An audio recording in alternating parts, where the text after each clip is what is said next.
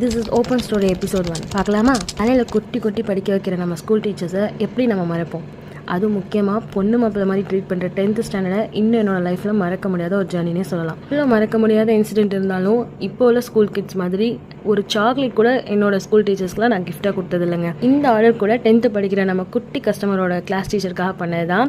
இவங்க ரவுண்ட் ஷேப்பில் பிங்க் கலரில் தான் வேணும், ப்ளஸ் ஸ்டாண்ட் வச்சு தான் வேணும்னு கேட்டிருந்தாங்க. ஸோ ஸ்டாண்டோடையே ஃபிக்ஸ் ஆகி இருக்கிற மாதிரி நம்ம ரெடி பண்ணி கொடுத்தோம். அவங்க இன்னும் நிறைய டீட்டெயில்ஸ் ஆட் பண்ண சொல்லியிருந்தாங்க. பட் இந்த டிசைனுக்கு இவ்வளோ டீட்டெயில்ஸ் ஆட் பண்ணால் மட்டும்தான் நீட் அண்ட் எலகண்ட்டாக இருக்குன்னு சொன்னதும் ஓகே சொல்லியிருந்தாங்க.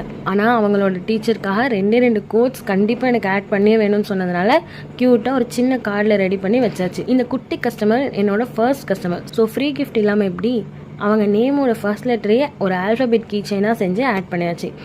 இந்த மாதிரி உங்களோட ஸ்கூல் டீச்சருக்கு நீங்கள் கிஃப்ட் பண்ண எக்ஸ்பீரியன்ஸ் இருந்தால் எஸ்ன்னு கமெண்ட் பண்ணுங்கள். தேங்க்ஸ் ஃபார் வாட்சிங். Catch you in the next episode. Bye bye.